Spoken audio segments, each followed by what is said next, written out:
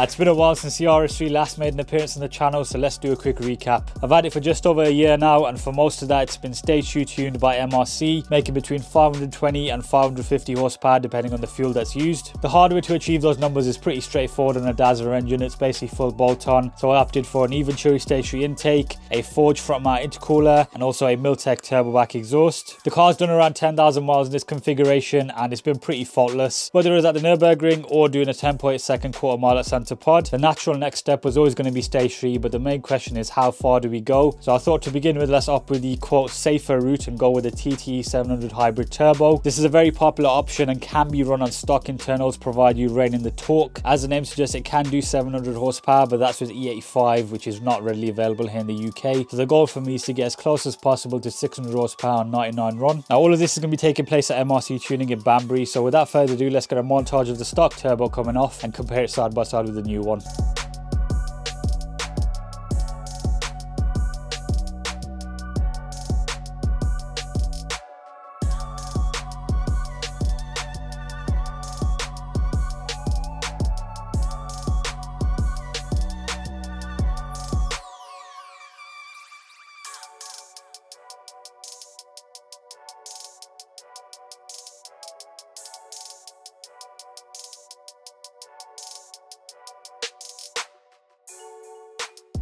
Right, so what we've got here is a very fancy looking standard turbo, to be honest. It already has this heat shield and protective sort of layer on it already from factory. Now a quick little comparison of the compressor wheel on both. It's quite a sizable difference, as you can see there. The main beauty of this thing is it's plug and play essentially. It's just, as any hybrid turbo is, the internals are larger than stock, but it bolts up just like normal. Okay, just flip them around just to show you the other side. Again, TT 700, noticeably larger wheel there. There we have it, lines transferred, all ready to go back on now. New turbo, so clean the head up a little bit. New gasket on there. You see how it just dropped in then? Yeah, so it's hooked on and then it just goes up into position like that. So you've got these bars that go on top of the studs and they just distribute the weight. Now that we had the new turbo in place, it was time to get the subframe back on, and this is where I opted to get another mod installed. Now what you're looking at here is a Unitronic Street dog bone upgrade. The installation is pretty straightforward. You cut out the old puck at the subframe and you replace it with this one, as well as the new fork that's provided as well. And the idea behind this is it should reduce drivetrain slop, give you crisper gear changes without increasing the NVH levels too much. And in addition to this, whilst the car was up in the air, I opted to get the gearbox oil changed, as we were doing all of this work, so it was a no-brainer to get all the maintenance in order as well. So we're going to be changing out the spark plugs. We already got some NGKs in there from last year. They are still 8-9s, they are in good condition. Pretty decent across the board then. Yeah, fine, nice and even. R7 428-9s. Next on the agenda was to remove the intake manifold. This was in order to get access to main direct injectors so we could pull them out and get them tested. Now this isn't necessarily a stationary requirement, but it's more of a thing you do as good practice and peace of mind. The car's approaching 5 years old, it's on 36,000 miles, so I didn't fancy any glitches at this point when up in the power levels. However, what you will need at this stage is to upgrade the port injectors, and to be honest, you actually need them at stage 2 E85, but we don't get that here, so I've never really bothered. I've gone for the familiar Bosch 980cc units. MRC keep them in stock and they've already flow matched them to check for any discrepancies. But yeah, let's head over to the injector testing machine and see what the DIs are like. Now, whilst we're on the topic of checking stuff over, I think that neatly ties us over to today's video sponsor, Car Vertical. Now, regular viewers of the channel will know exactly who they are, but for those who are unfamiliar, essentially it's a website that allows you to obtain a full report on any car. All you gotta do is enter registration or the VIN of the vehicle in question. But yeah, to give you a real example of how it all works, I'm gonna go ahead and throw up a report on an Audi RS3. Now, at the top of the report here, it's essentially a snapshot of the vehicle you searched for. So in the case of this RS3, there's no issues with any mileage, fraud, it's never been stolen in the past, there's no outstanding finance, but unfortunately it has got previous accident damage. So it says in June 2019 is when it occurred, and we also have photos to go along with that from salvage auction. So as you can see here, pretty extensive knock up front, which is not ideal because we've got that lovely 5-cylinder up there. Rest of the car seems okay. Airbag went off on the steering wheel, pretty low mileage. Now, whether you knew the car was previously damaged or not, at least now you know where to look for in terms of previous repairs. And on the flip side, if the seller didn't even tell you about it, at least now you know to walk away. So there we have it, folks. Car Vertical, nice and easy to use, and will definitely save some hassle down the line. I have got a little incentive. If you go and click the link in my description and then use the code TRH, it saves you 10% off your next report. But yeah, without further ado, let's continue with the Stage 3 RS3 video. And yeah, big thanks to Car Vertical for their continued support of the channel. Right then, Dean, injector testing time.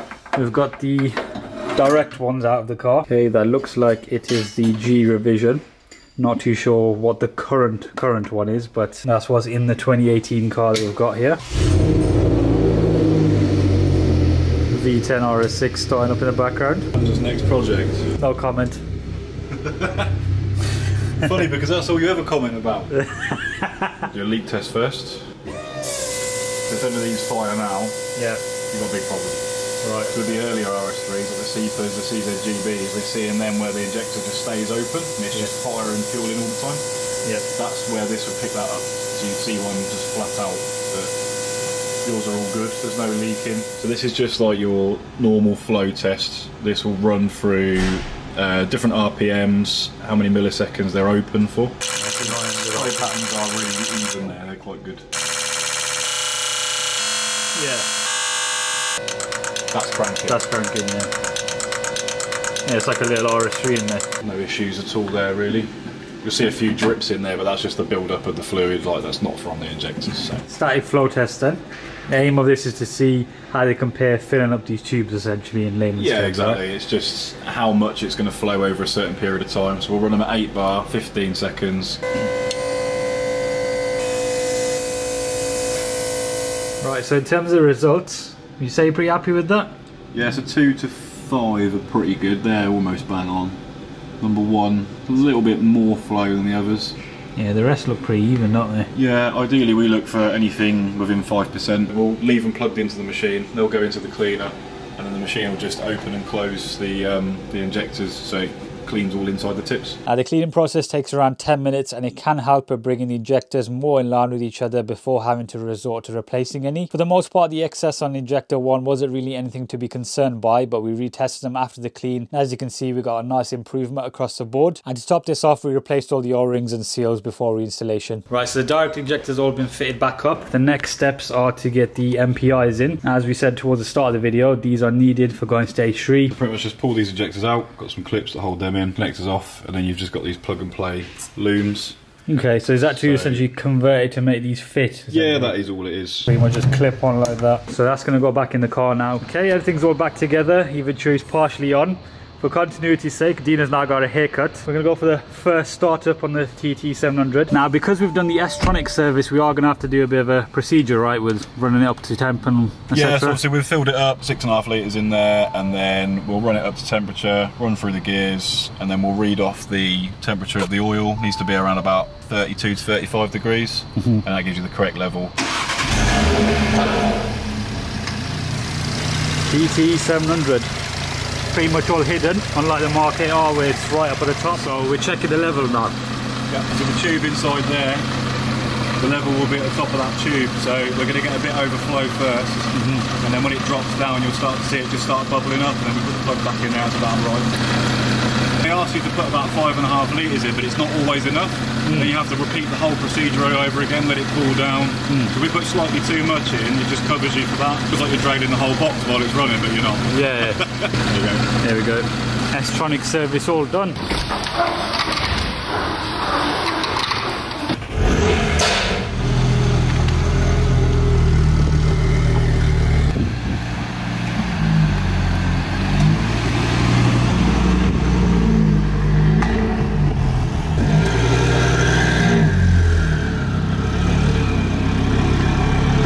Definitely hear a difference.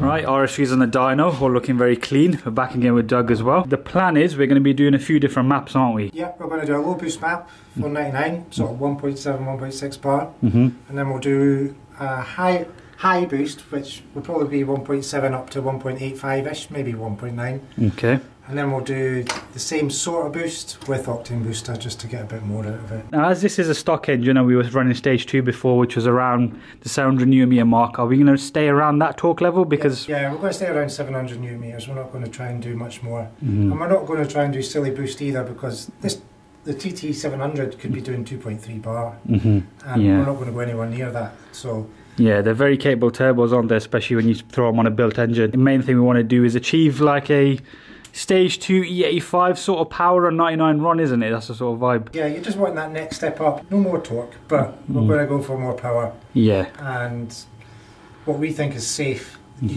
like I say, you can have a lot more out of this, but this is what we think is safe on stock engine.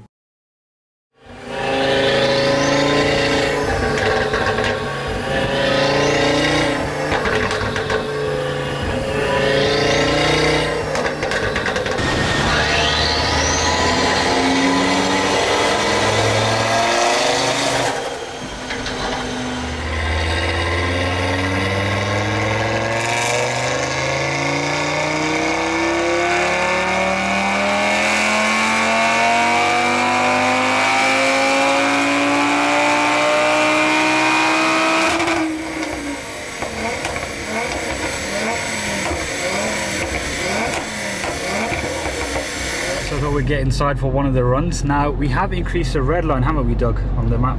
Yeah, it goes up to 7/8 now in all the maps. You have different red lines to show you which map you're in as well. So it's not the real red line, it's just showing you which map it's in. But okay. Every map will go down to 7,800.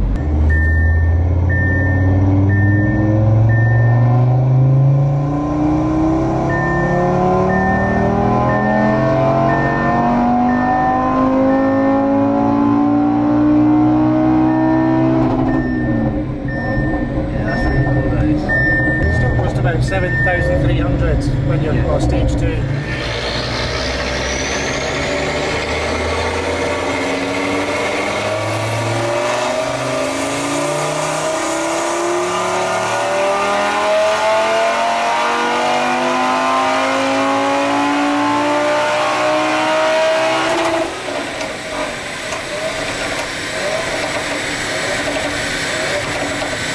Right, so there's a few runs of the RS3 making a fair bit of noise on the dyno. I made the mistake of standing right behind it, and now my ears are a bit, well, they're a bit less effective right now. I'll let you take it away. Yeah, your 99 low boost map, which is 1.6 bar, is 535, 645. That's the red line. So that's like a stage 2 level almost, stage isn't it? Stage 2-ish level, yeah. High boost, which is 1.7 up to 1.85, is 597 PS, nice. 695 Newton meters. So that's like the main general setup really that you'd be running day to day. You probably use every day, yeah. And then with the bottom of octane booster, 1.7 up to 1.9 bar, 643, 713 Newton meters. Yeah, it jumps up a lot on octane booster, doesn't it? It does, yeah. If you ran the ethanol at 110, this is where you would have a 700 brake car, sensible boost as well. It's nice and not laggy, so everything's coming in at 3k. And the other hybrids are laggier than that, so it's not far off stock. Yeah. And you get your decent power, you've got headroom left if you want to do more with better fuels or with a built engine. Yeah, of course. And it's not a stupid big turbo. If anything goes wrong, it can give you stupid power, stupid torque. Yeah, of course. That's what I really like about that. The torque is basically at stage 2 level, or even less in some cases, because we've kept it below 700, which is kind of where I want it to be. That's where you want to be, is 700. Yeah. And that's probably what's safe thing to do, and you're actually trying to hold it back maybe a little bit more on stage 3, because a small variation can give you another big step up in torque, so you keep it on the safer side. In the interest of data though, shall we throw up a stage 2 graph to just see how it compares? Yeah. It might even have my one potentially. We'll have a look. Okay, so this is one of the runs we did about a year ago then, 512 PS. It's 707 Newton meters. You can see a stock turbo is less laggy, but it's not far off, but you get all the advantage above 4.5 of more power. The type of driver who only drives it on the torque and low revs, then I don't think you would be doing this turbo or going stage 3 on a stock engine. Yeah. Because you can't take advantage of the extra torque that you could have, but if you're driving it hard and driving it through the gears, that's where you've got the extra power all the time. Right, so dyno run's done. Car made pretty good power. Well chuffed with that. I basically wanted 590 to 600 PS out of it just on normal 99 run. Now plan is as usual, we're going to take the car out to the road and get a few flybys. It is a weekend, so there's no one else here to annoy, because the TT700 does make some pretty interesting noises compared to stage 2.